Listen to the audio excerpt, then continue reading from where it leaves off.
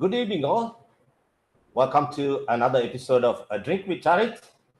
Tonight, I'm very pleased to have Bilal Yousuf, a former guest of mine, a close friend of mine, absolutely brilliant guy, a strength training coach. That he has his own setup and he trains a lot of athletes, and who has knowledge both in cricket and rugby. Amazing guy, very knowledgeable, and I can finally, yes, I can see Ricky is about to join us. Now, hold on. Let me get Ricky. Also, okay. Ricky disappeared again. Hopefully, Ricky will come back. Bilal, good to have you on the show, mate. We are 5 minutes late. There's another World Cup. We know that the Cricket World Cup started. I know you're a rugby man, but the Cricket World Cup started this afternoon. England playing New Zealand right now, and there we go. Ricky is online. Let me get Ricky 2 on the stream. Hold on a second. Ricky, finally, mate. It's good to see you, buddy. See you. How are you doing, Ricky? Good, Charith. Good. Thank you for having me with you on this absolute. It's an absolute pleasure to have you on the show, mate. It's my privilege and honor to have you.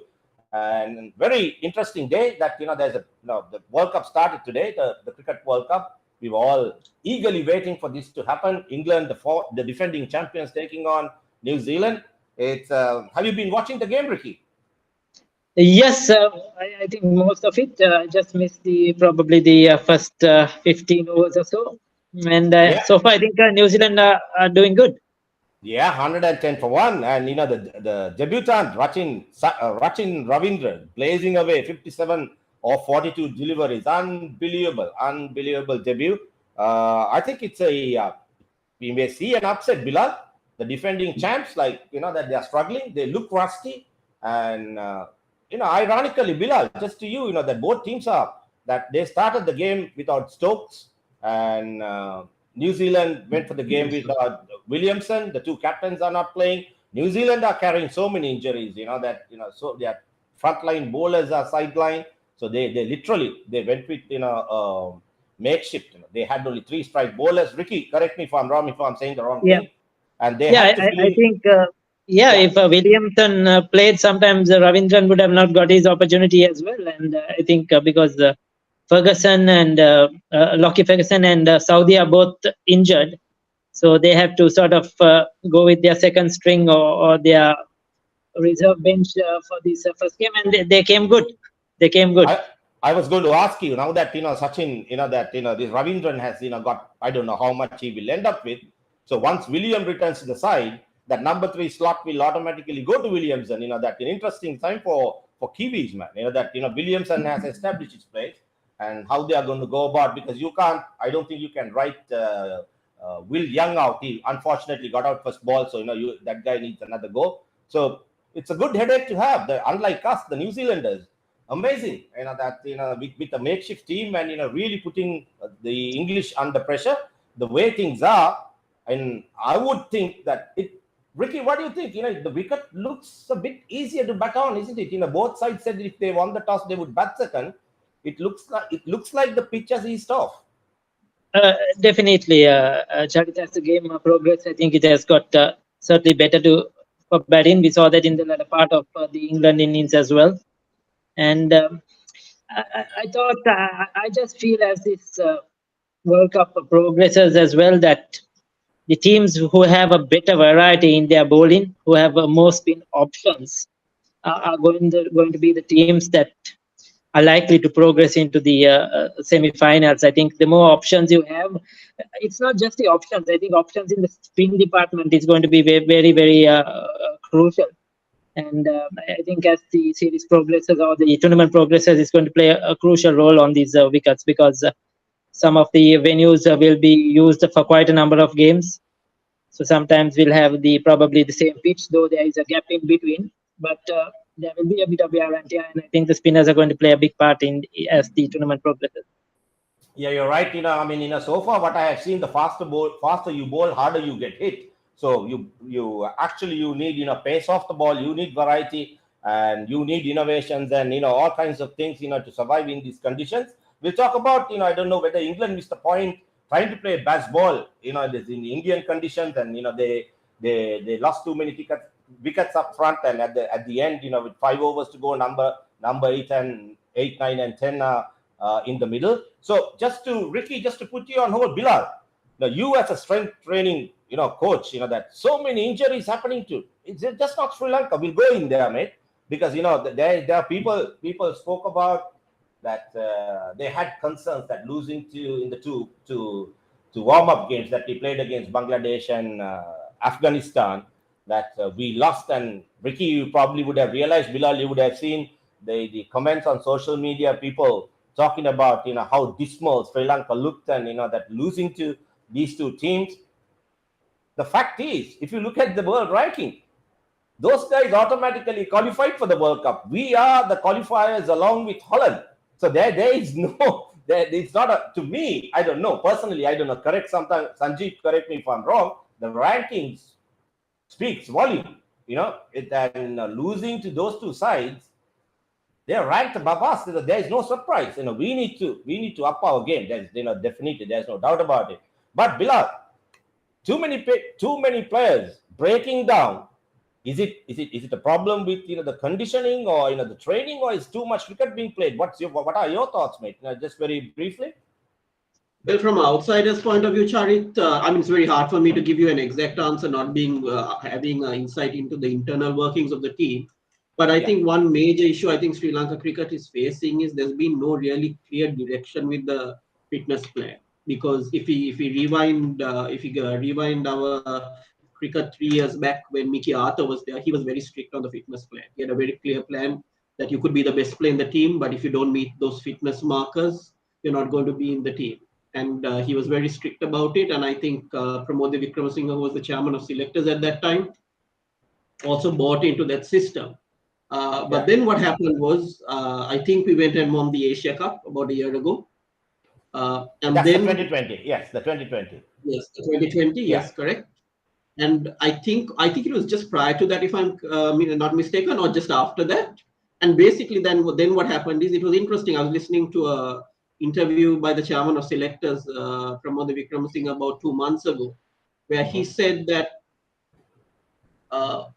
then there was a lot of pressure on him to accommodate one player who had failed the fitness test. He actually mentioned the name. He said Bhanuka Rajapaksa, and he said because of that pressure, he told it's going to be very unfair on the other players. So he basically told the cricket board, we either have the test for everyone or we scrap the fitness test. And they chose to scrap the fitness test. And if I'm not mistaken, I think also Wanindu Hasaranga failed that test as well.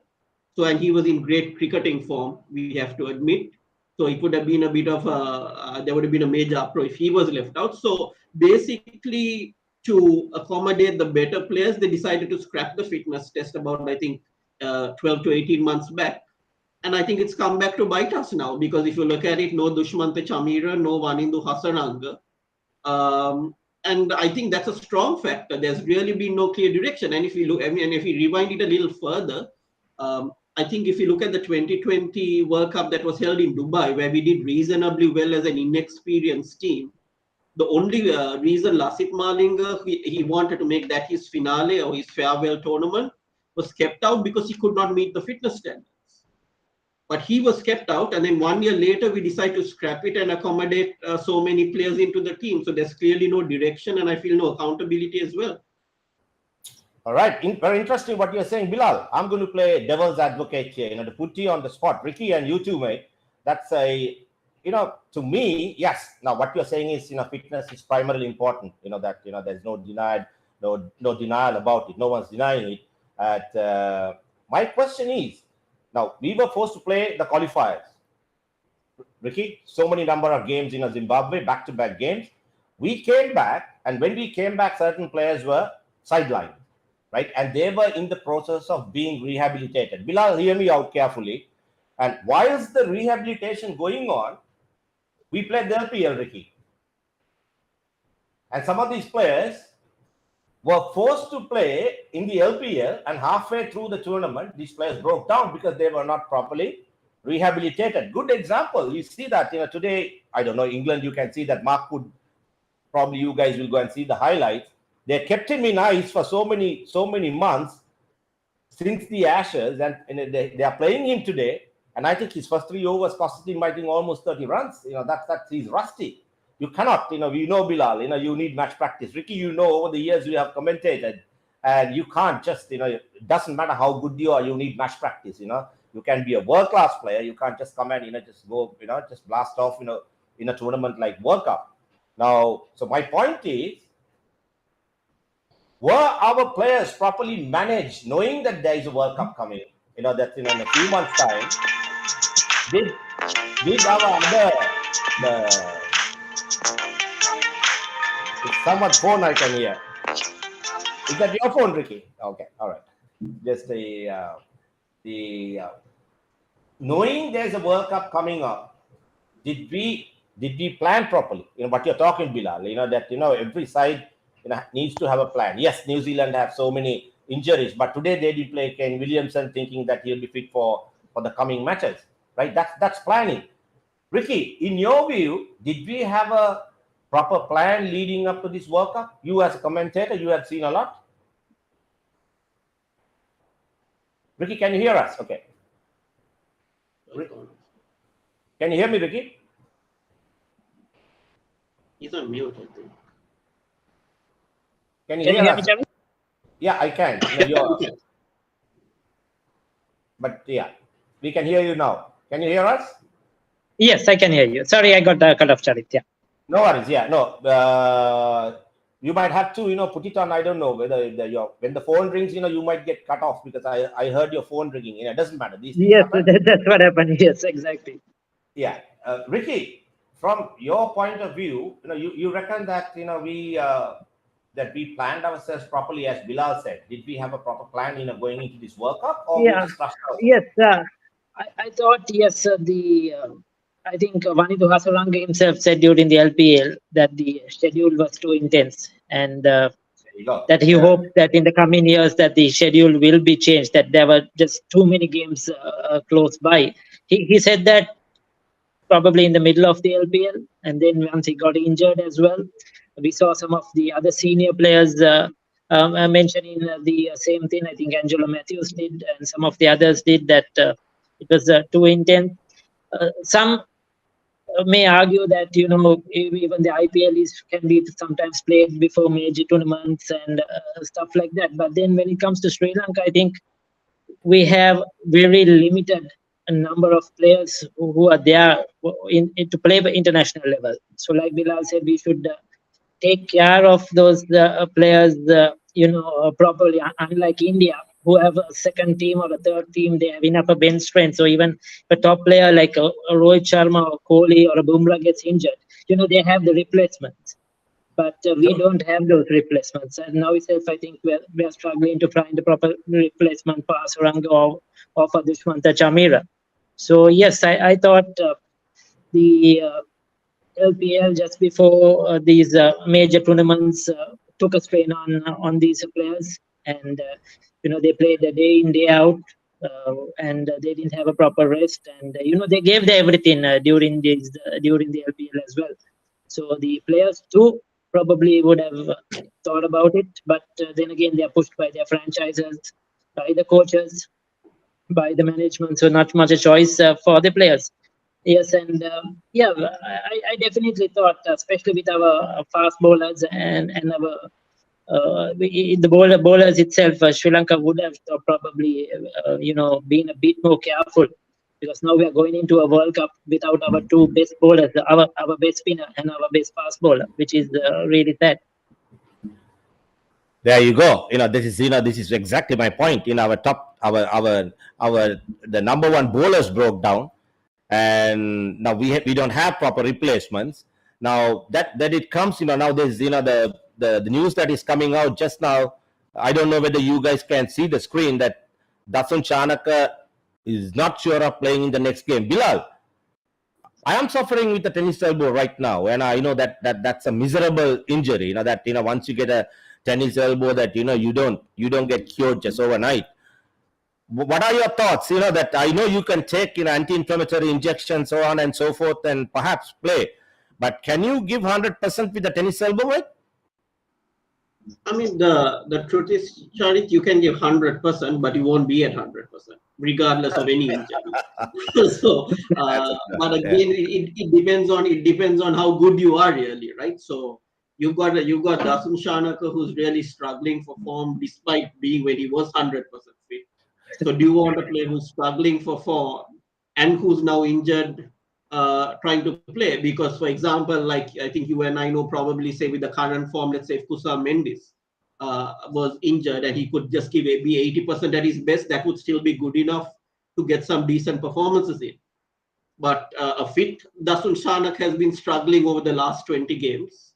And I really wonder, would an unfit Dasun Shanak would it how he would really perform? So that's really the dilemma for the team management. I love the forthright frankness in you, Bilal. Is one of the reasons, why I wanted to have you on the show. That's people would like to hear. The sentiments don't matter when it comes to a World Cup. You're absolutely right. That it really doesn't matter. And the horses for courses. Yeah. Go on, Ricky. and into that, what Bilal said, Charith, the injury, with all the talk about Dasun Shanaka's form and the concerns and whether he will go, whether he will captain, so the injury may be a timely thing as well. Well, it's We a never blessing. know. It's a blessing in disguise. You will never know, mate. Exactly, yeah. Maybe it's all a part of a plan. But it's a very good point that you raised, Ricky. Earlier on, Sanjeev mentioned how well Tom Latham, with available resources, the limited resources that is available within the New Zealand camp, how he managed them, how he utilized them. Brilliant. Absolutely brilliant. What Tom Latham did. Having said that, once you appoint a captain for World Cup, I mean, if he, we are masters of the game, Ricky. It's not the first time. Correct me if I'm wrong, Ricky. You are the one who knows the history, and you are the one who's with the stats. I think Chandimal, he stepped down once he was appointed captain, and now it's a brilliant scenario. Like last night, I met some people. They thought, okay, sentimentally we did the right thing by appointing Dasun Chanak as captain. But now the same people who supported Bilal, I know that you did not. That you didn't share the same sentiments. Now the guys are expecting. I hope the guy will step down. Is that going to happen in reality, Ricky? In a World Cup, you appoint a captain, you can't drop him, mate. You have to play him. You have to play him, yeah. Because I sincerely thought that if Dasun Shanaka, yes, I think there was the discussion of dropping him, leaving him out just when this World Cup squad was going to be selected. Then I thought it was, way too late. It's because his poor form with the bat hasn't been just in this Asia Cup. It has been long before in the qualifiers, in the series gone by. So they should have taken that decision whether to continue with him or not. I think long before the World Cup came, probably before the Asia Cup or even in the qualifier. And then it would have made life easier for the selectors going into this World Cup. But coming to the World Cup and then trying to drop the man, I think, yes, was not the correct thing. And they went the right way, giving him the leadership and going through. So, yes, like you said, I think if they selected him, they should play him. And that's where just adding to that, Charith, now he's injured. But when we played the first warm-up game against Bangladesh, I was just surprised, very, very surprised that everybody's talking about his form, his poor form, that Sri Lanka didn't utilize him, to find some form in that warm-up game against Bangladesh. They could have batted him up the order and just told Dasun Shanak, you bat long as possible, bat out the 50 overs. Like you mentioned earlier, the best form of practice is match practice in the center. So these warm-up games are for that. We saw 2 days back how Baba Azam promoted Iftikhar to bat at number 4, and he got a good 80. Baba Azam batted down the order. We saw Australia, their weakest or their weak strength is their spin bowling. And they used Warner and Smith and Labuschagne, everybody to roll their arm over to see what are the options they have in case they need it as the tournament goes on. So these games are sort of to experiment, to see your bench strength, get players back in form, Shakibul Hassan didn't play the Bangladesh game. Some of the seniors just gave the others the opportunity. So I was just totally surprised, very, very confused that, we have seen Pathum Nisanka, Salanka, Sadhir Samaravikram scoring runs right throughout the Asia Cup. We know that their place is there. They are in some sort of a form. So why not bat Dashum Shanaka up the order? Tell him to bat long as possible. Just not bring him in a pressure situation and just get him back into form and see what would have happened. But that did not happen. And he failed in that game as well. And unfortunately, now he's out with an injury. So Ricky, when you go in. Ricky, one more thing that surprised me even more than him not promoting himself up the order, he decided not to bowl in that Bangladesh game as well, Sure. which is, at least he can make himself useful as a bowler. That's been the call right throughout the Asia Cup, and where he did bowl a bit decently, and he decided not to bowl in that entire game. So that's also concerning.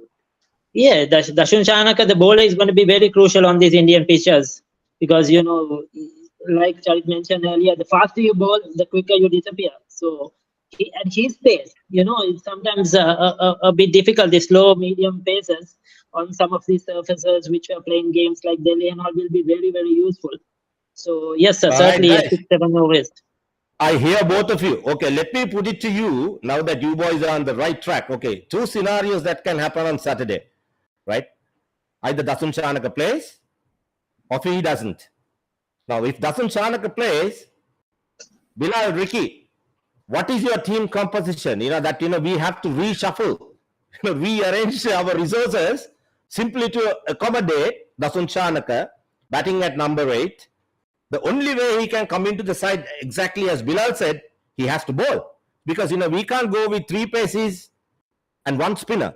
You can't balance the side. So now, I'm sure that our think tank would have looked at it. Now, how the hell we are going to balance whatever the resources that are available to us, how we are going to play this crucial game, right? So my question to you two gentlemen, 2 scenarios, Dasun in, Dasun out.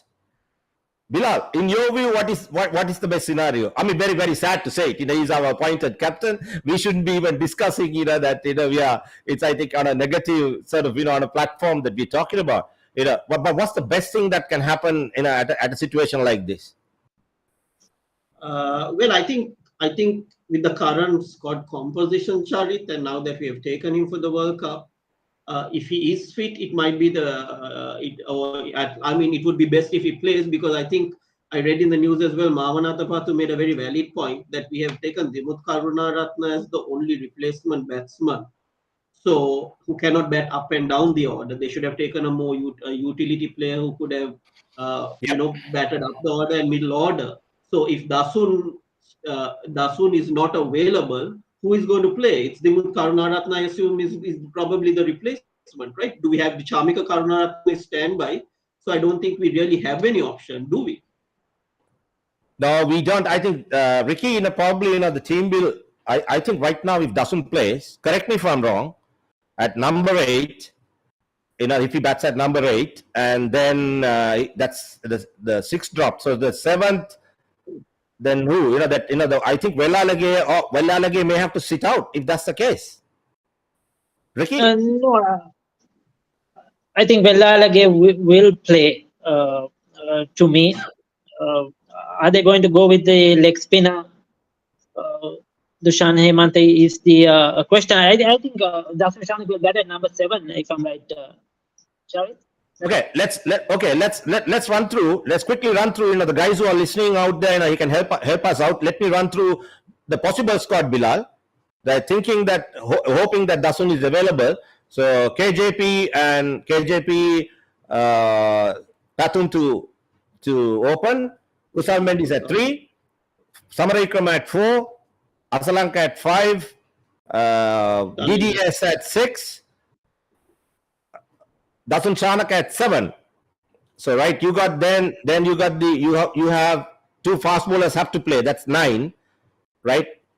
Then you can play Pathurana. If you are playing the 3rd fast bowler, you cannot play Wellalage. So that's where Dasun needs to bowl. Yeah. You get my so point? it has to be, The bigger fast concern bowlers, would be- 2 spinners. Yeah. Bigger concern would be is it his bowling arm where he's got the tennis elbow or his non-bowling arm, which also might be a factor. Very good. Yeah, valid point. That's if someone can, if someone knows better than us, where the injury is, okay, if it is right hand, if it is bowling arm, yes, it's impossible.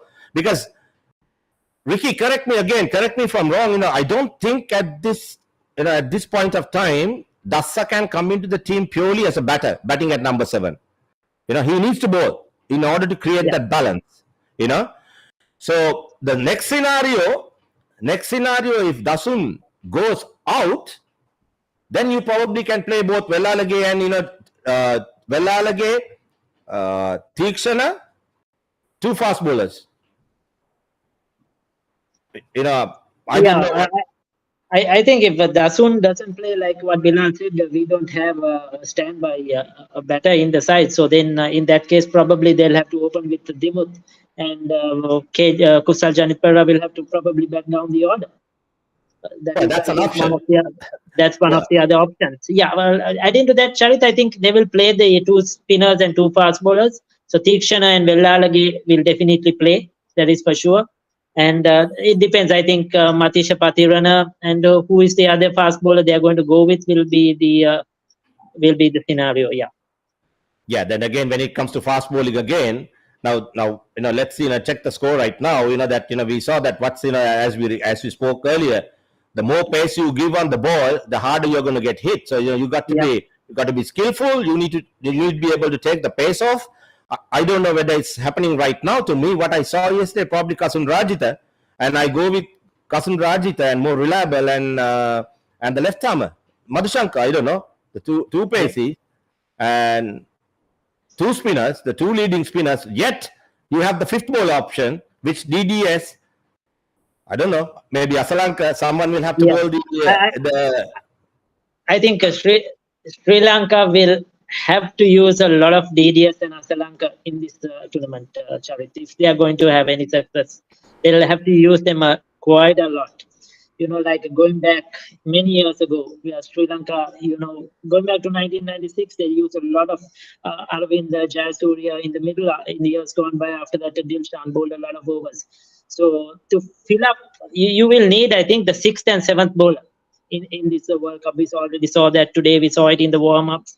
You're going to need the 6th and 7th bowler. And I think DDS, like I mentioned earlier, the spinners are going to play a crucial role.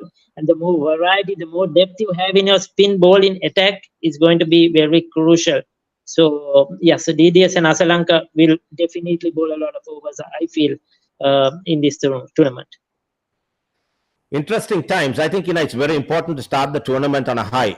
No matter what. That the little experience that I have in these World Cup scenarios, usually the teams like I'm talking about in the past. Bilal, correct me if I'm wrong.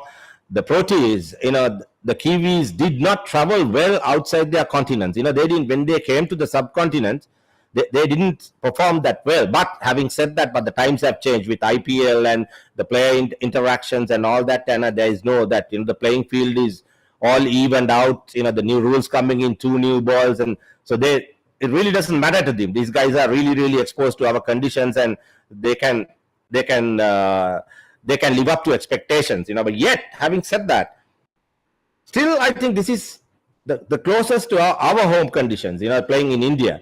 And we are not going to get that opportunity anywhere else. So we got to, even with the limited resources we have, in my view, hopefully, I pray and I hope that, that we will make an impact even with the half players that you're talking about. Perhaps that's the way to go. And so we had the fast bowlers breaking down may not impact the game that much, but definitely we are going to miss Asaranga. And the other problem that I have is I don't know how fit Dikshan is, Bilal. I don't know, that's a, you don't know. He has not played cricket. He's been in the freezer for the last, 3-4 weeks. I don't know whether he'll be considered to play. If he's going to play, he has not played any cricket since the Asia Cup. So it's a relatively new bowler, and then we are banking on young Vellalage. We are considering him as a leading bowler now. Ricky, to you, is he a batsman or a bowler to you? Well, when you look at his school cricket, he was sort of half in half. Yeah, he batted at number 6'7", 5'6", 7", bowled a lot of overs coming up in school cricket, and he did both disciplines really well.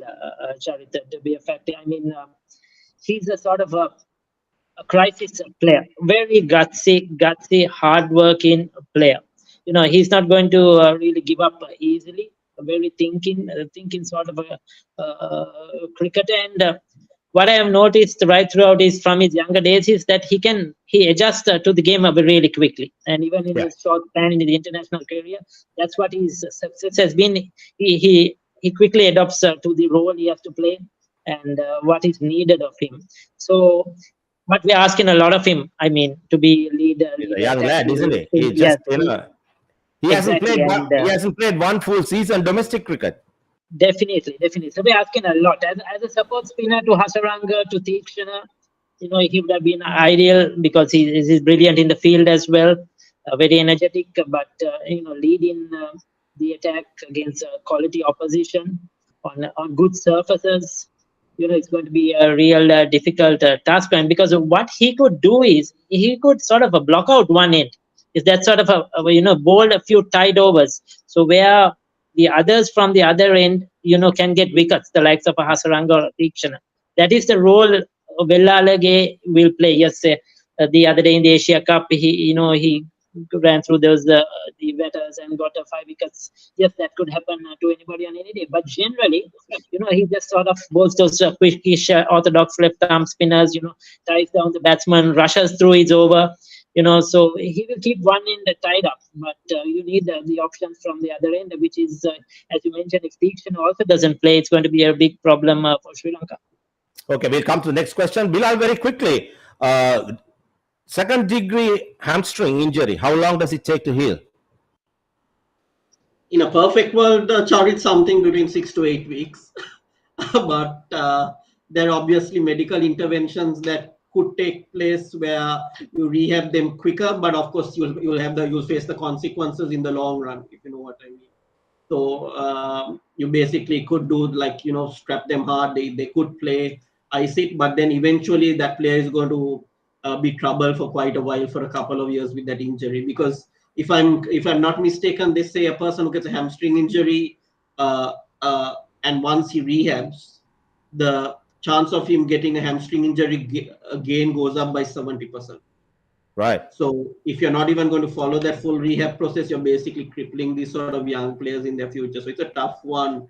Do you really need these guys into the team? Or again, as we always say, look for the next 4 years again, So it's a bit of a tough one. And I think Wanindus is a grade 3. That's why he has not made it. Well, I hope not. I was told that it's a grade 2 tear, and I don't know whether he has got. I'm talking about Hasaranga, yes.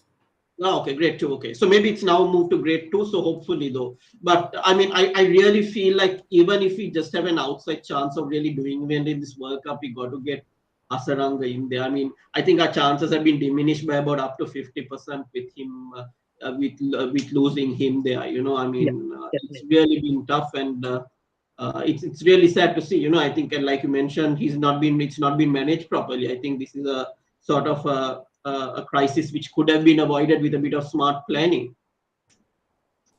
Well said, Bilal. We don't want to harp on negatives alone. It's not, in a World Cup, we shouldn't be doing that. Ricky, realistically, and if you look at it, the positives are, yes, the team that, went through qualifiers and we played the Asia Cup without some of our strike bowlers, yet we managed to beat Bangladesh, Zimbabwe. Regardless, lucky or not, we got into the final. Let's not talk about what happened in the final, but that's another story. But the team managed to get to the final in Asia Cup, so those are positives. But the fact is, we are going into this World Cup as a qualifying team along with Holland. That's a fact, right? So therefore, that our ranking, that we are at the bottom of the barrel. Now, in reality, we are talking of second round, qualifying for the second round.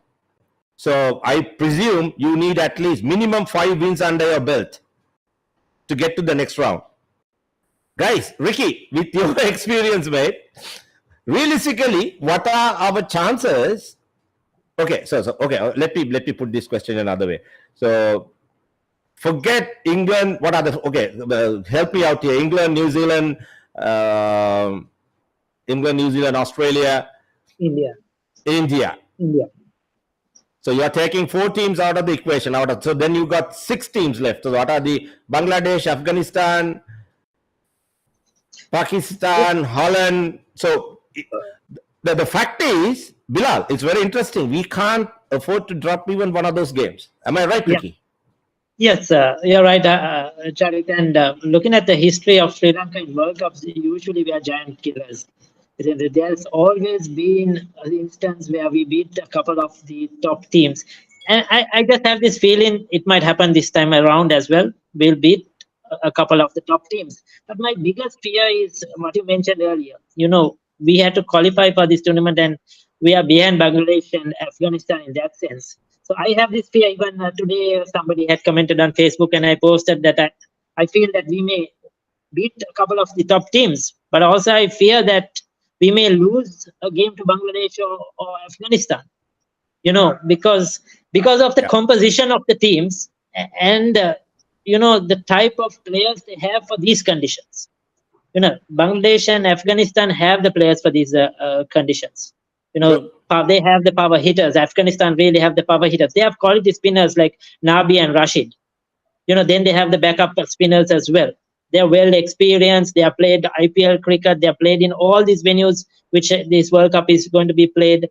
So they have the team. We saw that they narrowly missed out in that Asia Cup qualifying. They should have really qualified for that World Cup in the Asia Cup. So they narrowly lost to us. They beat us in this warm-up game. So they are a team, and Bangladesh too. I feel they have the bowling strength for these conditions. They really have the bowling. If Bangladesh batters, some of them come good. So they will play some good cricket as well. A lot of the past cricketing greats, they are saying England, Australia, India, New Zealand, or South Africa. But we must not underestimate the teams of Bangladesh or Afghanistan on these conditions. If you were playing in England conditions, Australian conditions, yes, but on these conditions, they really there can be an upset or two, and that's what I fear as well. So Sri Lanka too, like you said, have their chances. There are some big games. I think the venues are also very crucial. Charith, for example, Sri Lanka is playing India at Wankhede. That is going to be a really tough game for Sri Lanka. Playing there, playing England and New Zealand at Bangalore. That is a good batting surface, and I think England would love to play on that surface there with their type of batting. Same with New Zealand. So those 3 games are going to be really tough. Like you mentioned, if you're going to win 5 games, I think Sri Lanka have to win 2 of their first 3 games, Charith. Yep. 2 of their first 3 games. That is, we are playing South Africa, Pakistan, and Australia. We have to win 2 of those 3 games if we have any chance of going and trying to win 5 games. After that, of course, then we have Afghanistan, Bangladesh, and Netherlands. But 2 of those first 3 games are crucial. We are playing Pakistan in Hyderabad, Australia in Lucknow, and South Africa in Delhi. So I think those are our best chances of beating. When you look at the surfaces, that's our best chances of beating. If we are to beat a couple of the top teams, I think those first 3 games are going to be real crucial. Because if we lose all 3 of those games, I don't think we are going to really come back. You're right. What if about 3 or 4 of our games get washed out due to weather, and that we share points and win 2 games? we talk of creeping through the back door. I'm just asking you. You are the expert, mate. That has happened, really? Yeah. Yeah. Never know. No, I'm not being negative. There's because there's a 50% chance rain predicted in India all over those venues. I mean, I checked their weather report. But I think fortunately there's absolutely brilliant weather in Ahmedabad. Last time when I checked, I think they were 177 for 1 with Ravindra on 84 not out on debut, mate. Playing in a World Cup, opener, defending champions. Ravindra 85 not out of 68 balls. Conway 92 not out of 73. That's amazing. And mind you, they're just taking the English on. and England are looking for answers, how to stop this. Jagannath, the New Zealanders, this is going to be very interesting. So New Zealand are going to start the tournament on a high note, which now because Ricky, Bilal, correct me if I'm wrong. Whether regardless cricket or rugby, it's very important to start one of these tournaments on a positive note. If you lose the first one, it's difficult to catch up. Then you have to play catch up cricket or rugby. Now, But, Bilal, yeah, mate. No, sorry, go ahead. No, but I was going to come to you. We got, Ricky, 9 games, right? Back-to-back games. Yeah. Now, with so many players already sidelined, Bilal, how are we going to go about and at least to complete this tournament, mate?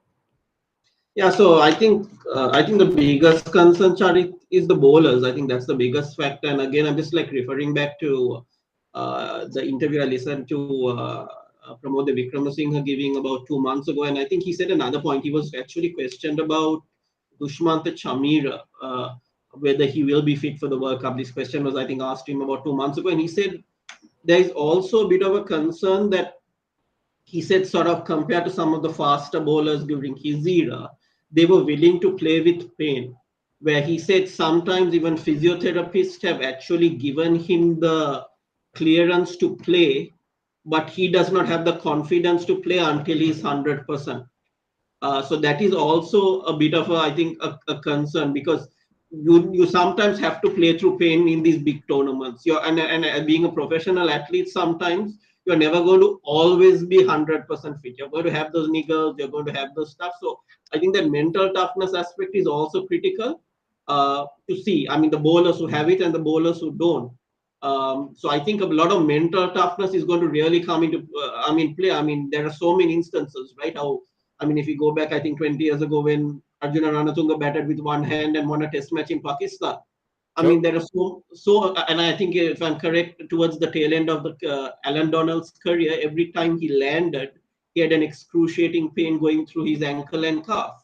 Absolutely. But he yet played another good 4 or 5 years. So is that our players' ability for tolerance of pain, playing through injury rather than waiting to be perfect? All those factors, I think, are really going to come into play, because you're going to play 9 matches and you've got a pretty thin squad. I think they're going to have to also go through a bit of pain, because we do not want to embarrass ourselves in this World Cup. So I think that's a really, really big factor.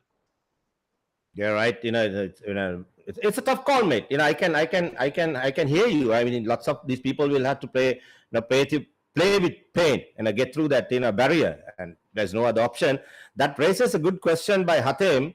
Ricky, I think it's to you, mate. And Hemant is my boy. I coached him. He's BRC boy, and it's so I leave the answer to you, Ricky. That as Hatem says, if he's going to be our replacement for Hasaranga, it's a scary feeling about our depth and our replacements. That my question to you, Ricky: have you got proper replacements in case another 2 players break down? In the spin department, if you're talking about the spin department, I don't really think so, because these players have played now for quite a while at international level, and some of the, like Hasaranga and Thikshan in particular.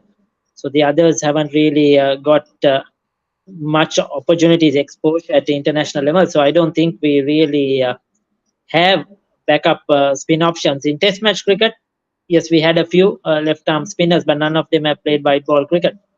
So we are very thin in that region. Probably the next leg spinner who will come into mind will be, who has some bit of experience, is going to be Van der Sar, but I don't think he's in the reckoning as well. So we are very thin in our spin department. We are really, really thin, and even Dushmant, I don't know, you can get away in a T20 game of summer bowling 4 overs, but here you need to bowl your 10 overs. And against this quality opposition in a World Cup, can Dushmant Hemant do it? Is the question. Hasaranga too sometimes may leak a few runs, but like Bilal mentioned, it's a wicket-taking option. In the middle overs, 15 to the 40th over, sometimes you need wickets, and that is where we are going to really miss Hasaranga, because he can go for a few runs, but he'll get those important breakthroughs that we need. And at the moment, when you look at the Sri Lankan bowling lineup, we may have a few bowlers who will contain, but in the middle overs, we don't have those wicket-taking options. Yeah. We had the Murlis or the Rangana Herath, or who played as the years went by. Attacking options. But now with Hasaranga out, we really don't have that option. And remember, when Mahesh Deekshana plays, he bowls about 4 or 5 overs with a new ball in the power play. Yes. That has been his role right throughout. So where Hasaranga or Bilal comes in the middle. So now, without Hasaranga, I think Mahesh Deekshana's role will also have to probably change. Because if you bowl him 4 or 5 overs in the power play, then towards the latter part, we won't have any bowling left at all. So it's certainly that question is a very interesting one. It's a good one. We don't have the depth. So you're talking about bowling. Have we got proper replacements when it comes to batting? So say supposing two of our frontline batsmen break down, do we have replacements? Okay. I think probably we have, Charith, but I don't know if we have the correct ones for white ball cricket. Forget the replacements. Even with the squad we have, I really do not know. Now, I was just watching the scores. Now, look at Rachin Ravindran, 87 of 70. Devon Conway, 98 of 78. So they are striking well above 120. I don't think none of our batters in ODI format, in ODI cricket, are striking at that. We don't really have the players who can get on with the game. You will start slowly probably, but after you get to 30-40, you can, just double the strike rate. We don't have it. Dasman Shanaka probably was the only one who can, say, play 20 balls and get 50 runs. But now with him really out without form or injury or whatever, the others really can't get on with the game. And now in modern day the cricket, you have to get 320 plus. We have to get 320 plus. We saw the other day in the warm-up game how after a brilliant start we crumbled for 290. We are really struggling to get about 300, even against Afghanistan or Bangladesh. So if you don't get 320 plus, it's going to be a real problem. And if you're batting second, you have to be ready to chase 320 plus. And do we have the players to do that? It's a big question. That's why I think KCP at the top of the order, Kusal Janit at the top of the order is very, very crucial, because he can at least get you off to a quick start. And so probably that gives some leverage to the other players. But without, if he's not in the lineup as well, the entire lineup, it's a similarity. From Pathum Nissanka to Kusal Mendes to Dimuth Karunaratne, Sadir Samaravikrama, Charith Asalanka, Dhananjaya De Silva. All a similar sort of a players. You will not have like a Surya Kumar Yadav or Ishan Kishan who can, just come and take the game away. We don't have that sort of a player. So that's a real question. And in the reserve benches also, I don't think we have that sort of a player. You're right, Ricky and Bilal. Gentlemen, in your point of view, we all know, we talk about what needs to be done. We understand, yes, we talk of the modern game, and we need 300 plus runs on the board and the ability to chase 350. The side batting first gets 350. And we spoke about not having proper replacements. The domestic structure we have, Ricky, you do commentaries and you cover most of these games. 24 clubs playing cricket. Bilal, this includes rugby as well. We are finding difficult to find 7 players to represent Sri Lanka. As a sporting nation, Ricky, in your view, where did the decline come? The World Cups don't happen every year. It happens every 4 years. We had ample time to plan. Now, in the eve of a World Cup, our first game on Saturday, we are scratching our heads to see. Raking our brains to put up 11 players on the field. What happened, Ricky? Where did the decline come? We have played in so many ICC championships, and we were always great contenders when it comes to ICC competitions. Gentlemen, in your view, where did this decline come into our sports? Just forget cricket. It's sports in general. What happened? So I think it's just one word, Charith. Probably the first one is politics. I think. Politics is the biggest factor, because I think I mean, you don't have to be a cricket expert, but I think anyone knows even that if you have 24 teams and with such a small player base, the competition in that domestic structure is going to be very poor. And it was actually even interesting. I was just even Australian rugby is facing a similar situation at the moment where they've performed very badly. And I was just listening to some of the past Wallaby players in podcasts talking about where I think they currently have about 5 Australian rugby teams playing in the Super 14. Mm-hmm. And they are calling for actually only 3 Australian teams to be playing in the Super 14.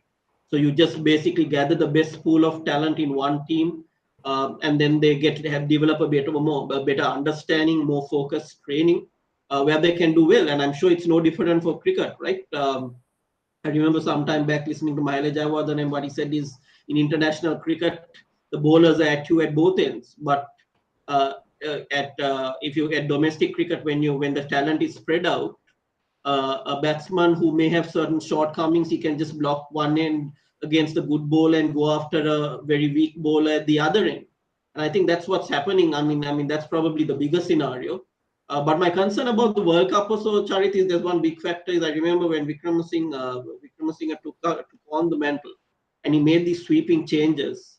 He said we want a batting lineup which can score 350 runs, right? So he went for these wholesale changes, 350 runs, 3 years down the line, and we are still not getting 350 runs, which is, and also it's a sort of, and Dimuth Karunaratne was removed exactly for that reason. And he's just been brought in 6 months back, 6 months, about 3 months before the World Cup, which shows also there's a certain bit of confusion in the selection, right? Because obviously Dimuth Karunaratne is not a 350 run player. Maybe he will have a role to play in a crisis, but the sort of the direction and the tour and what they say they are going to do and what they actually do is a concerning factor, because the other one was when he came in, they said they're going to be very strict with the fitness policies. They said that, but then when there was this uproar about accommodating certain players, the rules were bent. So if there's always going to be like the former IGP said, you can't break the rules, but you can bend the rules. And I think that's exactly what the national selectors have done, if I'm saying, and it's come back to bite us because we've lost, particularly I'm sure with Hasaranga. There has been negligence in that fitness area, because if you look at Hasaranga 2 years back and if you look at him now, I'm not saying that's the exact reason. He has really piled on the kgs. There is absolutely no doubt about it, which just shows a lot of negligence on the part of the sort of the whole training process. It's sort of just over glorifying a single win without looking at long term. And the other thing is, what I feel is, I just want slightly digressing here, is I think we hire the best strength and conditioning coaches for Sri Lankan team, right? Very qualified, very knowledgeable, very experienced team, fitness coaches.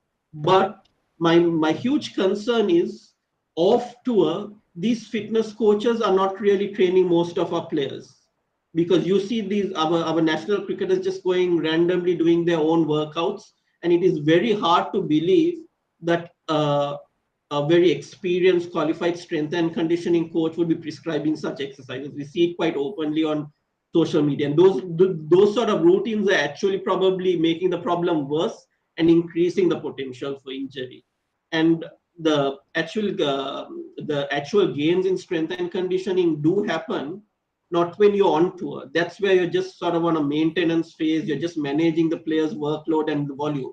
The actual training should happen when they're not playing cricket, where you can push them a little harder. And I just feel that, again, I might be wrong, but I just feel that, and I think we've seen that sort of trend in Sri Lanka cricket over the last 10 years. These really good strength and conditioning coaches come into the team. They do not want to rock the boat, get their qualifications or their experience, sign on their CV, and then just move on to IPL or to a better international cricket team. So I think we're just not addressing those larger issues very seriously. Soon as we win, everything is fine. All the issues are masked, and we just move on. So I think it has really, really come back to bite us, particularly with Hasaranga's issue, because he's probably that X factor player which could have really given us an outside chance of doing well in this World Cup. And I remember I was once mentored by a very experienced strength and conditioning coach, and he said the only thing a player has total control about is what he puts in his mouth. How much he trains, training conditions, all those he does not have control because the fitness, those are uncontrollables. But what he puts in his mouth is total control. I think Hasaranga after the last IPL, sorry to be a bit blunt, but he had just exploded. So it's like he may played some good cricket, being the brilliant cricketer he is, but it just shows that, but probably also had a good time as well. And sort of that knowledge of being a professional cricketer, that attitude, they just need to go to YouTube and listen to Virat Kohli talking about how he one day removed his t-shirt and said, you can't be an international cricketer like this. And he just transformed his whole diet. So I think there are a lot more burning issues that need to be discussed outside cricket. That's just my take on it. No, brilliant, Bilal. There are a couple of things that that's a good point that which you raised. So Ricky, just listen to this very carefully. What he said, that that when a player is contracted with SLC, that's something to pursue. That even off season, what you're saying, Bilal, he should be the guy under the guidance of the national team coaches. That he cannot go and train with someone else and do something really contrastingly different to what the national coaches did. That's what you're saying. Sorry to interrupt you, Charith. They say champions are made in the off season, right? So a sport like cricket does not have an off season, but you do have those little gaps for 6 to 8 weeks where you can push them a little hard, make them stronger, reduce their chances of injuries, all those sort of things. Yep. So if you've got a talent pool of 20 players or 25 players who are in the makeup of that national squad, they should be throughout that 12 months under the purview of the Sri Lanka strength and conditioning coach. But one thing I do not understand is how players are just allowed, soon as tour is over, to just go and do their own thing. You are having players pushing cars on Independence Square, which has absolutely no meaning, right, for fitness purposes. That's for the gallery, mate. That's for the gallery. The gram, as they say. It's for the gram, actually. More likes, more Instagram, and everyone says how great he is. Yeah, exactly. Yeah. So I'm just very confused, and also I'm no cricket expert to talk about who was the better coach, but one thing I have to give credit to the previous cricket coach, Mickey Arthur. He set the guidelines very straight with regard to the fitness standards. He did not budge with that with regard to however much pressure he got from the media and from the fans to accommodate certain players. But soon as he goes, those standards were dropped. And again, no disrespect to the current national coach.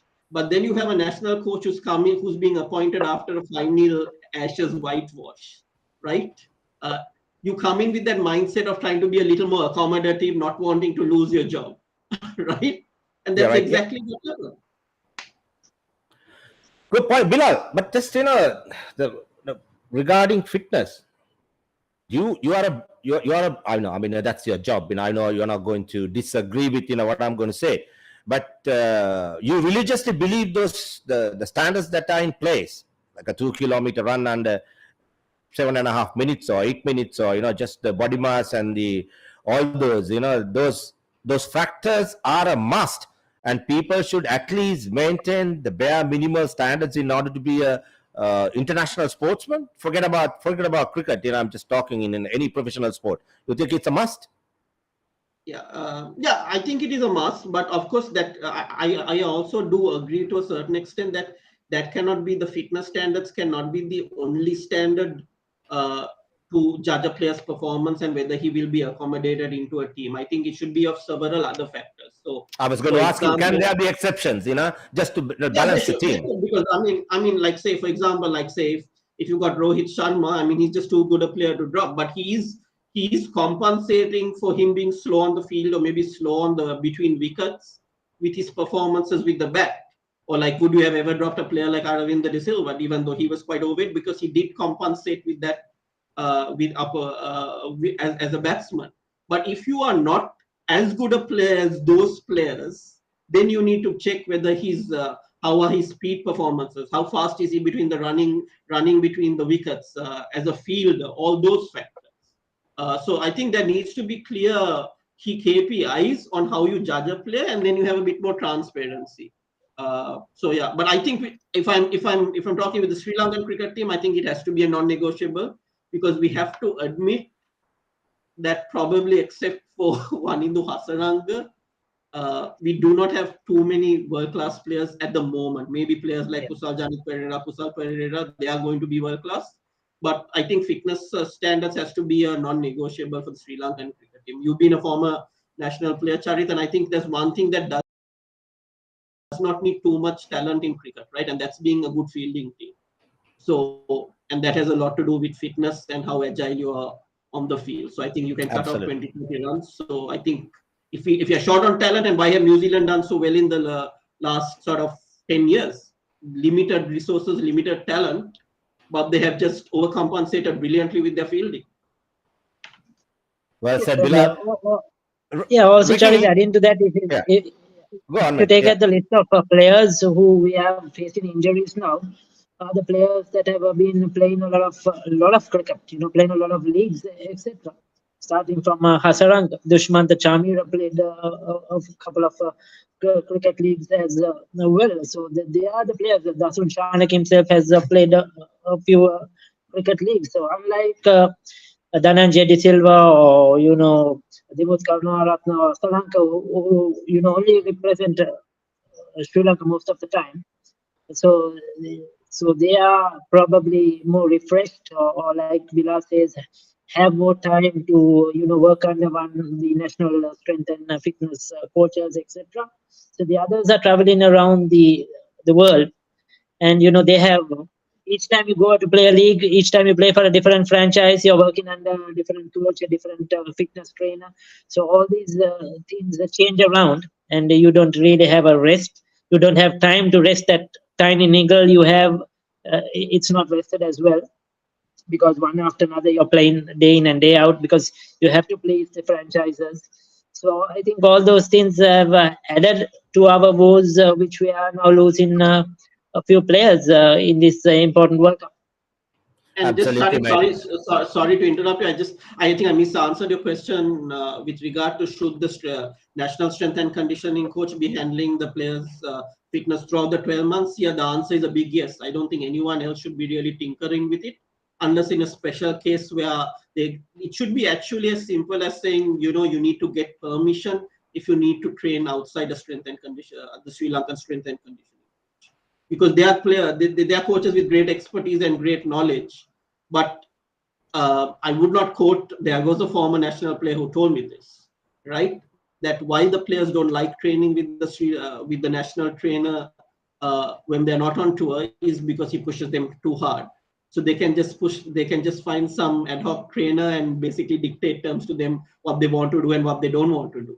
So there are, I think, a lot of teething problems that seriously need to be addressed, because bottom line is you want availability. If you have the best players in your team, your chances of winning are going to be much higher. And that's where that strength and conditioning coach plays such a big part. He reduces the potential of injuries dramatically, which will mean the best players are available for selection more often than not. And we can see how Sri Lanka are really struggling now. I mean, don't you think if we had Dushmant Chamira and Hasaranga fully fit, our chances for this World Cup, even who knows, pulling it off would have been so much higher. Well said, Bet. I hear you loud and clear. I didn't realize that I've been talking to you guys for almost over an hour. Just so many questions piling up. I saw a question. I think, okay, Kumar. Just to be fair, I think we discussed about it. Who are the batters and bowlers about to fly from SL if there are permanent injuries to players in the squad? I'll leave it to Ricky. You can answer that. And before that, I think Nirmal asked why there was no opening ceremony. Good point. And for a World Cup opener, I don't know, gentlemen, there are hardly any people on the ground. I think that ground can accommodate little. I heard, over 100,000 people. Yeah. So it's the same thing, just like Sri Lanka. The Indians follow the Indian team. That they don't necessarily.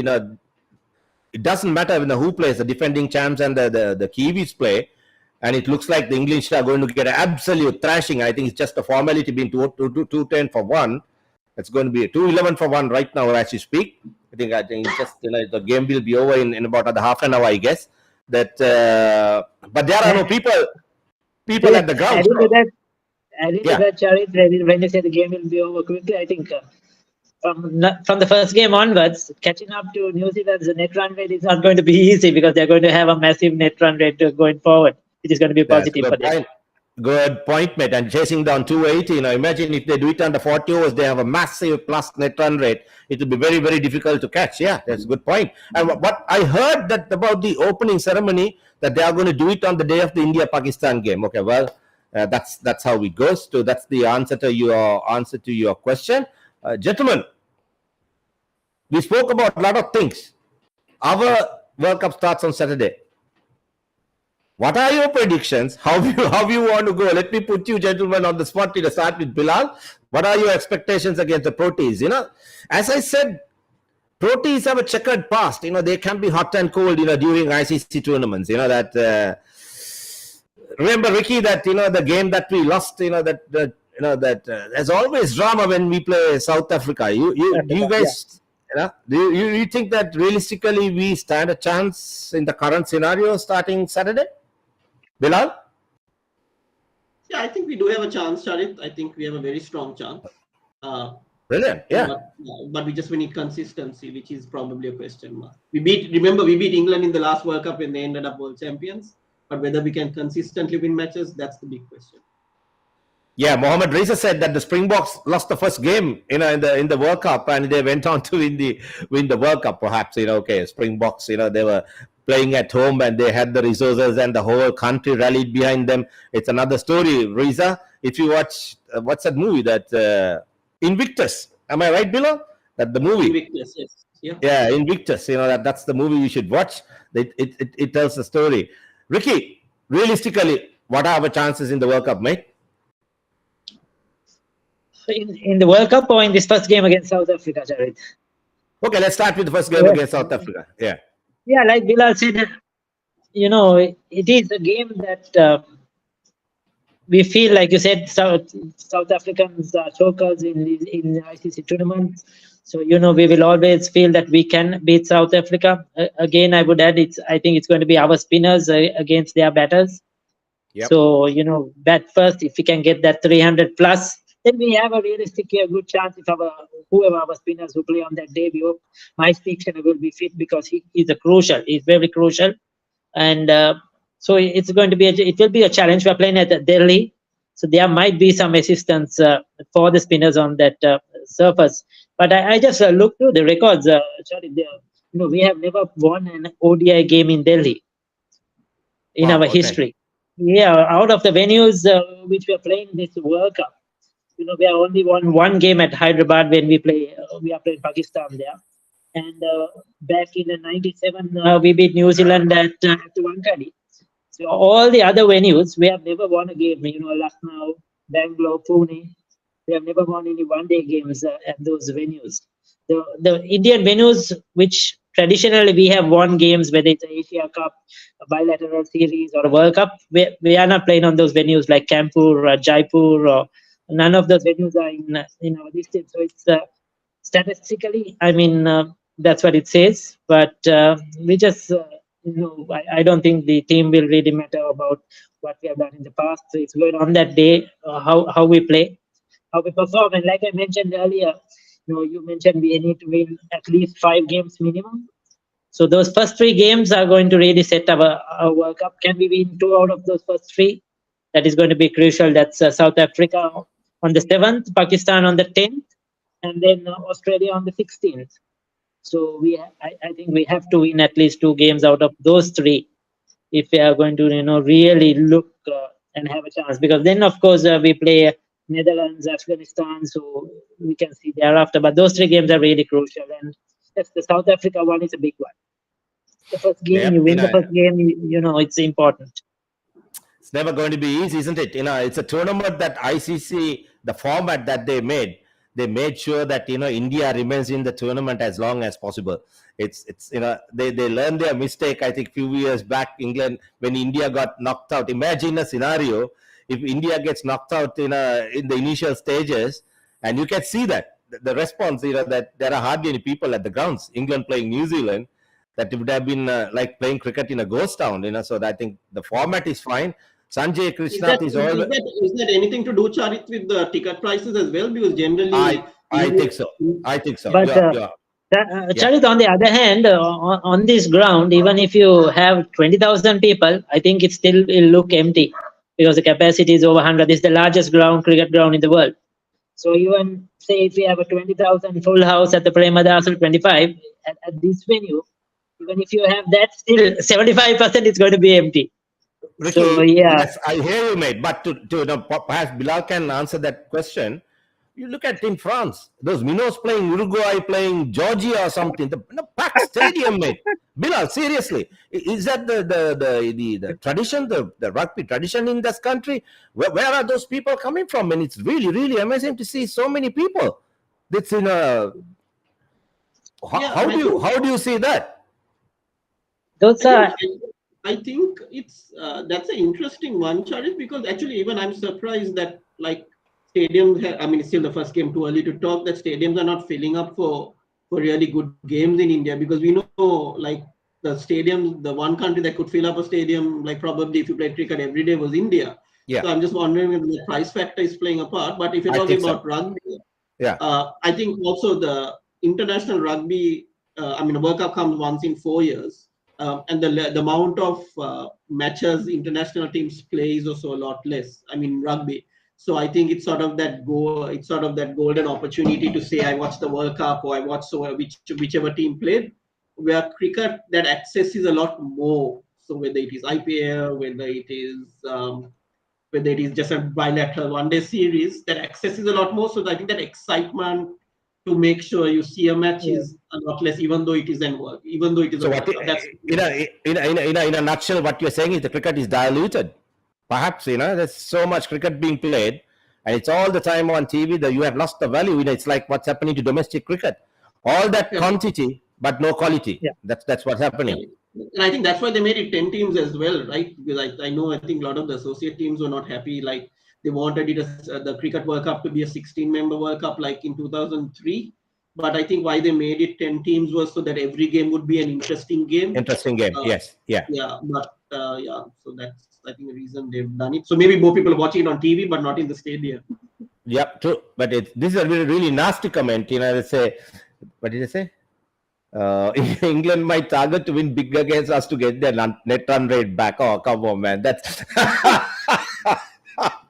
no, that's Sanjay. That's not on, mate. We're talking about our own players and hope that that will not happen. But it's interesting that that's why I said at the beginning of our chat, how you start the competition, it's very important, and especially like regardless it's a bilateral or a World Cup, that sets the trend, the forward trend. As Ricky said, first 3 games are very, very important, and otherwise we have to play catch-up cricket unless the weather intervenes or there's a divine intervention. It's going to be absolutely tough to thereafter to keep up with the other teams.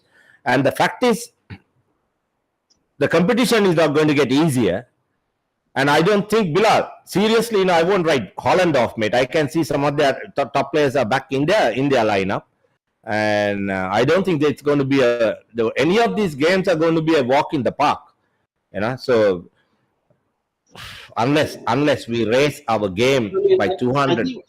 I think we have to basically that was the vision.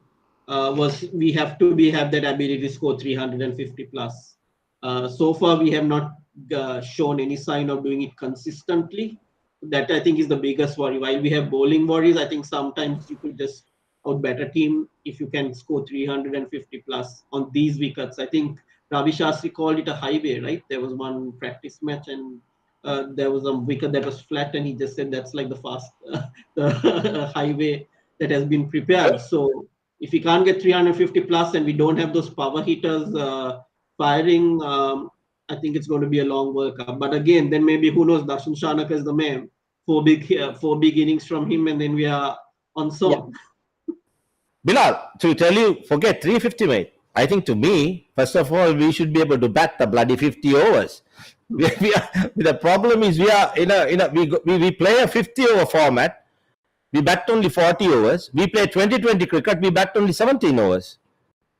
Ricky, there's something wrong somewhere, mate. Before you talk of getting 350s, we need to occupy the crease. Like what happened to England today. They tried to play buzz ball in these conditions. It didn't work. So when it comes to the death overs, last 5 overs, Jack and Jill is at the crease. So the match gone.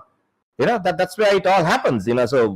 So that's where like so many people, I can still see that on social media, people talking about bringing Angelo Matthews, Dinesh Chandimal, Ricky. That's one of the reasons why we were forced to bring in Dimuth Karunaratne at the top to try and stretch our batting towards that's in order to bat. Forget power hitters and all that. But if you can't bat 50 overs in a 50 over format, you're not going to batting 27, 30 overs or 35 overs. Not going to. It doesn't matter. You can have the best bowling attack in the world. You can't defend 175, 180 runs every day. Ricky, correct me if I'm wrong. So you can't. Yes, definitely.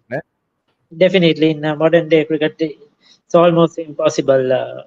Charith, you're very right. You need to bat out the 50 overs. You need to at least get a runner ball, and just take it from there. Runner ball probably now is the minimum.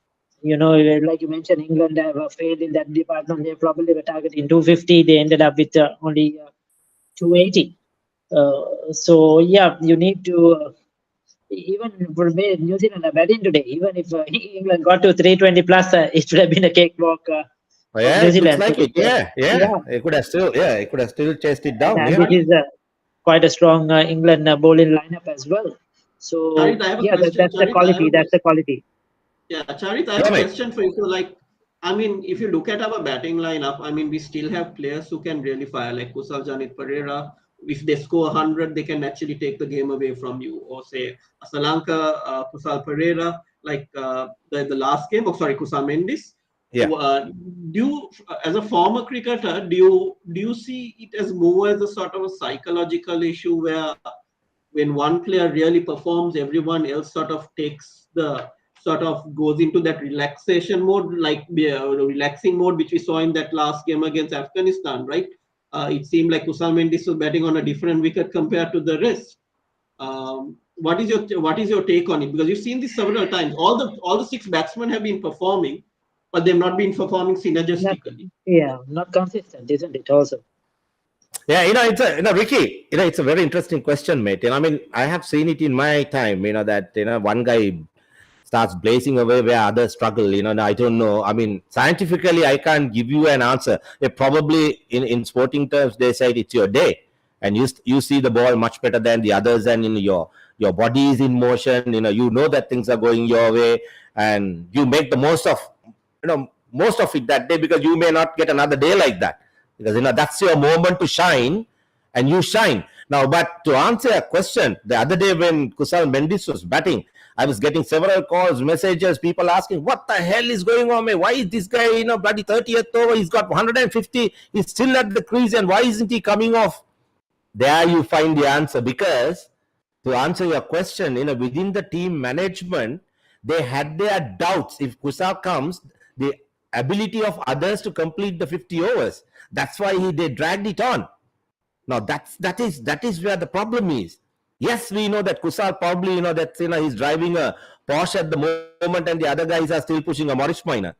Now there's a huge imbalance talent-wise. That right now, to answer your question, it seems like Kusal Mendis is in a different league, and the others are struggling to just to push the single, or to rotate the strike, and Kusal can simply blaze away. But having said that, to be fair, Afghans at the start, they gave prolonged. Ricky, correct me if I'm wrong. The little I saw them giving them prolonged bowling spells to the fast bowlers. So which was easier. So Kusal managed to just to blaze away, coming onto the bat. But when the moment Kusal got out in the 30th over, they brought in the spinners, and the wicket started gripping a little. So it became a different ball game. But having said that, the way he was timing the ball against the paces, the other batters couldn't do that. They didn't have the same fluency and the same flow at the way the KJP was going. KM was going. So there is a big, huge disparity between the way Kusal Mendis is batting. That's the X factor. And to answer your question right now, it looks like he's in top of. He has reached the top of his game. He's batting brilliantly. and hope Tikshana will come into the party. This is how I will look at it, Ricky, for the game against Proteas on Saturday, and hope KGP will. I can't see KJP with his fitness current. I don't know, Ricky. Probably you know better than I do. The KJP's the levels of fitness. I don't know whether he can play an inning like Convoy that Ravindran is playing right now. Fitness, Bilal. I think Look at the fitness. he, You know. he would love to play against South Africa. I think that's where he's lucky. He loves the South African attack, and for Sri Lankan's sake, we hope he's fit enough. I really don't know, but against the South African bowlers, against the pace attack of Rabada and the rest, I think Kusal Janit Pereira is ideal. If he Yeah. really gets going, we could get a lot of runs in this power play overs because, like you mentioned, the quicker they bowl, the quicker they reach the boundary. So that will be an ideal scenario for us against a team like South Africa, because if we can get off to a really good start against them, against their pace attack, that gives a bit more time for those middle order, because the likes of Sadira, Dhananjay Silva, Sri Lanka need a bit of time in the middle to really settle down. So that the opening stand, runs at the top, coming quickly at a good pace is really crucial. Because if not, Dimuth Karunaratne, Pathum Nisanka, both are similar sort of players. They will probably hit a boundary of the very first ball of the over, but the next 4 balls are dot balls. Sure. That has been, I think, the biggest problem I've seen with the Pathum Nisanka. He's been consistent. He's been scored in the 30s, the 40s. He's been a consistent player, but really the game doesn't move on. To analyze all his innings, he will play a couple of brilliant shots. He will hit you 2 4s, a 6 and a 4, but the next 5, 6, 7 deliveries are all dot balls. So where he gets a 400 strike rate by hitting a 4 in 1 ball, he goes back to 100 strike rate in that over, because the next are all dot balls. So that momentum is not carried forward when Dimuth and Pathum really bat on. They might put up a steady partnership, but then they have taken a lot of deliveries, and that's okay. If we spoke earlier, that's okay if we have the firepower in the middle to come and catch up. But Sri Lanka doesn't have the firepower in the middle to really come and catch up. So explosive opening stand is really crucial for Sri Lanka's sake. And the other thing, Ricky, just to add on to that, I think from a cricketing perspective, what happens? The roles change. When Dimuth and Pathum Nisanka opens, I think the instructions are Pathum is expected to play the aggressor's role, which is not his ideal role, because he's also an orthodox player. So that has an effect. That he can't bat the normal way, because since that the Dimuth has certain restrictions, so Pathum has to sacrifice his wicket. But I think when KJP plays, I think he takes that pressure off Pathum Nisanka and gives a little more time for him to settle and play a long inning, which from Sri Lankan's point of view, I can live with it. But that I think that's the way to go. And then hopefully Kusal Mendis fires at number 3, and the others chip in. And if Dasun plays, well, he needs to perform. Otherwise, I don't think we have enough resources in our team right now to carry your captain as a passenger. I have nothing against the boy. I love Dasa. He played under me, and I've coached him. But the situation is such, we need every bit of Dasun Chanak if he plays. He needs to bowl 3, 4 overs, and also to contribute with the bat and on the field as well. This team cannot afford any more passengers. So there are pros and cons, that I don't know if Dasun play, there can be pluses. If Dasun doesn't play, then we have to change our combination. Look at realistically what our bowling is going to be. And if you are going with 2 fast bowlers, 2 spinners, then you have to think of your 5th bowler and how you're going to go about. Gentlemen, toss. How would you go? Win the toss. I have no idea, so I think you can pass it to Ricky. I don't need. Playing at Delhi against South Africa, I think win the toss, bat first. Runs on the board. Runs on the board, and do what we can with the spinners we have. So that is, I think, the only probably realistic chance we have, because South Africa bats first, they get 320 plus. They have some So, yeah, explosive then players. you're out We of the have, game. yeah, we're out of the game. So, like I mentioned, Bilal, I hope these, players, like you said, DDS, I think he has a lot to bowl. I won't be surprised if he bowls 10 overs in every game. He will have to do that, I think, especially without Asalanka in the level. DDS will have to bowl 10 overs. Asalanka will have to chip in. So those factors are going to play a really important. It's not going to be easy, but hope luck runs Sri Lanka's way. Well done. Very well said. Bilal, before we wind up, mate, I know Ricky has to go. He has certain other commitments. What are your parting thoughts, mate, which you need to contribute? With regard to the World Cup? Yeah, in general, yeah. No. So I think, in Sri Lanka, we like to talk about this aspect of being positive, but also we got to be realistic. Yep. If we can have players like Dasun, Kusal, Janit, all those players firing, we do have a realistic chance of making it to the semis.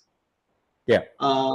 But they have not shown any signs of that over the last 12 months. So that's the big worry. And the second biggest worry is not having Wanindu Hasaranga in. So is he available if a player gets injured to come in? Have they put him on the backup list, Charith?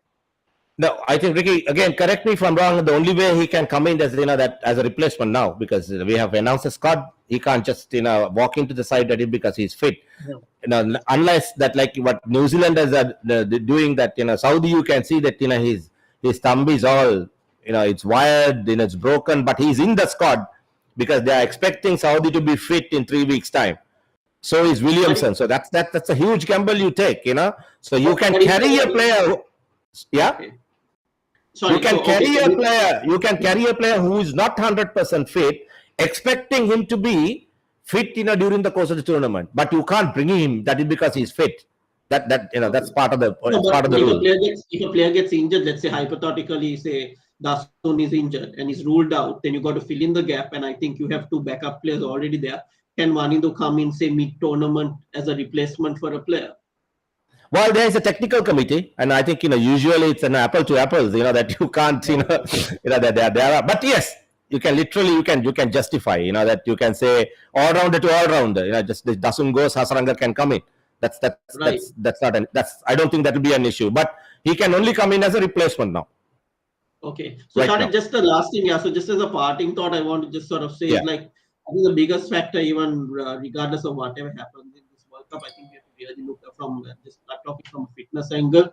Look at that sort of developing that structure of ensuring availability of players, which means having your best players available for selection much as possible. So that has a lot to do with recovery, timing of tournaments, as you mentioned, the workload of players, as well as methodical strength and conditioning. I really feel like players should not be allowed to go just outside the Sri Lanka cricket framework of fitness and do their own thing. I think that is actually contributing to our injury load, because some exercises and training they're doing is absolutely ridiculous, which I think actually has a high potential for injury. Yeah. And I also think things like skin folds, they need to really bring that back in and be really strict with that. So even if players are going into leagues and stuff like that, their skin folds are measured, their body fat percentage is measured before they go for that league, and they're given targets to maintain that, because that they have total control of. It's all about what they put into their mouth. And I think, so if you have that strength and conditioning coach working with the Sri Lanka cricket team throughout the year, whether it is on tour or off tour, I think at least in the next cycle, we will have the better players available consistently. Because if we don't have that, we can see how we are really worried about not having our best players in. It has really sort of really diminished our chances in this tournament. So I think if we can just get those processes in place, we'll stand a much better chance. And also the 2-kilometer test, I just want to mention, Charith, there's just too much of an overemphasis on that. I personally don't think cricket is an endurance dominant sport. At least T20 and one-day cricket, it's a power dominant sport. So that's where they need to be actually getting into the gym, getting stronger, more powerful, where they can clear the boundary, throw the ball effortlessly from the outfield.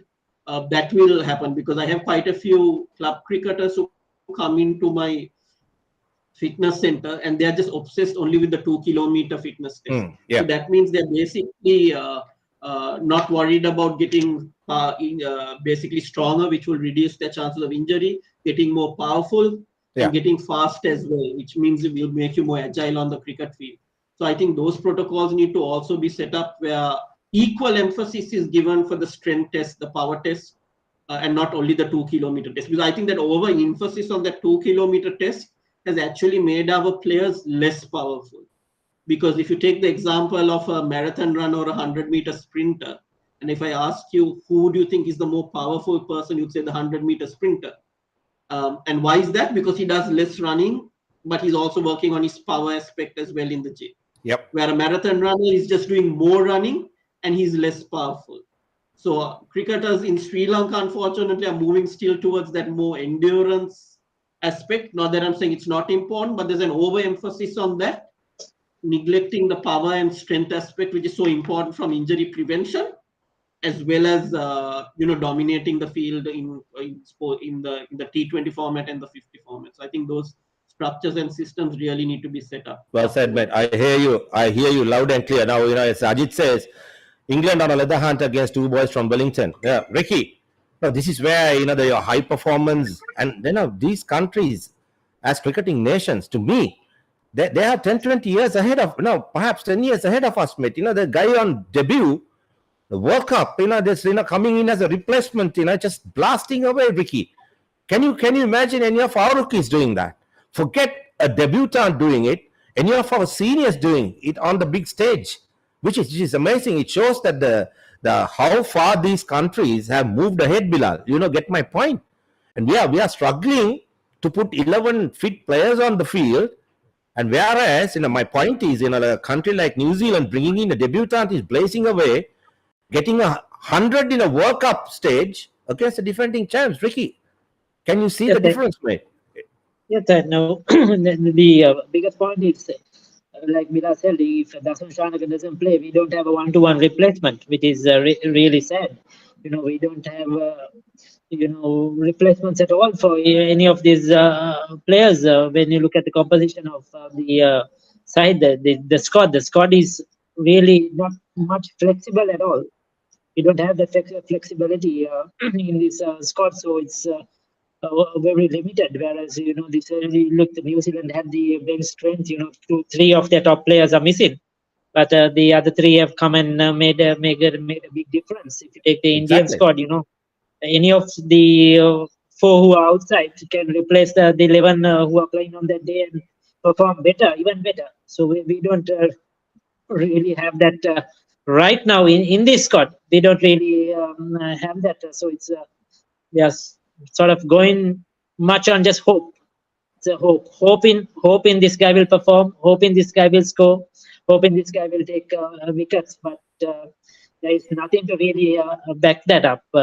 So yeah, it's very disappointing. Very disappointing. Yeah. Both you guys are realistic, at the moment, and hopeful, but I can hear that the not too optimistic about it. Is that what you are trying to tell me? Realistic but not too optimistic. Is it? Is that what you boys are trying to tell me? I think you nailed it, Charith. Yeah, realistic not optimistic. I think the first game will tell us a lot, Charith. The way we perform in the first game is going to. I mean, losing it doesn't matter if it's a close game. We run South Africa close. That will give us some confidence. So that the first game is going to really set up the tournament for us. So we wish them nothing but the best, and not forgetting. Would like to give a big shout out to our athletes, the track athletes, who has been flying our flag very, very high. Absolute respect to those girls and boys who has trained under very tough conditions, but still, having brought glory to our country. Take a bow, girls and boys. Not easy, going to China, beating in top guns, and securing a gold after what, Ricky, 20 odd years, right? Last time 21 years, yeah. 17 years. 21 years. Absolutely phenomenal, and respect. And I hope they go from strength to strength. And very good news coming from the cricketers from Afghanistan. Sadly, from China, we lost to Afghanistan by 8 Yeah, runs, right? we lost it. Yes, exactly. Yeah. So we lost another medal there, which is again, people talking about losing to Afghanistan. All I have to say is not. I don't think it's embarrassing to lose to them because they are ranked higher than us in world cricket standings. That's not a Not at all. surprise to Yeah. me. You know. Exactly. Yeah. People, say we are losing to India, New Zealand, England, etc. But we have to beat Afghanistan and Bangladesh. But like you mentioned, yes, they are ranked higher than us. And when you look at their depth of their squad and the players they have, Yep. they're as good as anybody, especially the Afghanistan side. They really have some players that are suited for this format. They have power hitters at the top. They have power hitters in the middle order, quality spinners, some good fast bowlers. So they have a very, very strong side that can challenge any other top side on the day. And over and above, they are playing under their home conditions. We know how tough it is to beat India in their in their backyard. So good luck to them. And I think that's all. We wish our team nothing but the very best. Bilal, quickly, Rugby World Cup. Your thoughts, mate? The who's I think go with France. That's what my gut feeling. I don't know. Having said that, can box blacks? England looking good as well. I don't know. What are your thoughts? Whom do you expect to win? So rugby wise, I think Ireland are playing the best rugby. Oh wow! But, Okay. But I don't think they're going to win the World Cup though, because I think the expectations have just skyrocketed. So how they handle the pressure will be interesting. They've never crossed past quarterfinals in a World Cup in World Cup history. So the pressure is going to be immense. Yeah. For some reason, even though I believe Ireland, France are playing better rugby, and South Africa playing better rugby than the All Blacks. I think probably in any World Cup, this is the World Cup where there has been the least expectations from the All Blacks. And if you look at historically, the All Blacks have all gone in more or less almost every World Cup as favorites, and the ones they've lost in a semis with a major upset. But for something tells me, even though they're not playing their best rugby and the expectations are low, that they are going to finish it off. So to me, if I have to put my money on someone, it is going to be the All Blacks. Right. But just a little hitch. I think currently the Black Caps are better than the All Blacks. Who are the black? The Black Caps. The New Zealand cricket team. Cricket team is better than the All Blacks. Okay. All right. Okay, that's a good one. Yeah. It's I mean, this is going to be. We have to watch the highlights. I don't know what the hell. I don't even know whether England is. Whether giving the game to New Zealand. It's too good to be true, mate. Record. It's a record-breaking partnership. 235-run partnership. And Charith, don't you think one team that really deserves to win a Cricket World Cup is New Zealand, right? They've been one of the most consistent teams in Cricket World Cups. No argument, mate. No argument. Yeah. So if it's not Sri Lanka, I hope it's New Zealand in the World Cup. So let's see. Absolutely, Ricky. You agree with? You also a rugby man. I know that. You love the game. You reckon All Blacks to go all the way? Something tells me it's France anyway. I don't know. I think so. Especially where they played the last a couple of games. I think after that first game, they seem a different side in. But I don't know much about rugby technically. But when I just watched the game, they seemed a totally different side in that last game. The way they played, probably because, like Bilal said, people were putting them down, saying they are not a good side. They won't make it this time. They're going to struggle to qualify for the quarterfinals. Probably that motivated them as well, and I think I see them going right through to the finals as well. Yeah, but also I thought I think South Africa is a good side as well, and on their day I think they'll perform well. So for me, it's All Blacks and the Springboks that I'm looking forward to. All right, boys, 2 against 1. So All Blacks. Bilal, Yousuf, Ricky Sims. My gut feeling. I think the France. I'm saying France because of the home, the backing of the home, partisan crowd that the fans that that they probably. But as Bilal said, too much expectations. They can choke. At the bigger stage, there's interesting times. Big hi to Dashi, if you remember Bilal, that she used to come on our show. And she's a trainer as well. And good luck to her endeavors. She joined Canada ladies team as their trainer. So good luck to Dashi, and thanks for listening and being there. And gentlemen, it's brilliant talking to you boys. I learned a lot listening to you guys. Perhaps we can do that the post match. Actually, I wasn't planning to do the pre-game chat, Pricky, because talking about the pre-game is always tough, because you predict and you can go wrong, and so you can only be realistic, not too optimistic, but you can have a better analysis of the game, after once that happens, and see how it will go on Saturday. Probably next week I would like to talk to you too. That it's so interesting to talk, and you complement one another. Absolute pleasure having you. If you guys are free, and let's talk about have a post-mortem. Let's do that next week after the game and see how it goes. And happy to do that. Gentlemen, thank you very much. I know Ricky, you had by the way, how's your kid doing? And I hope he's okay.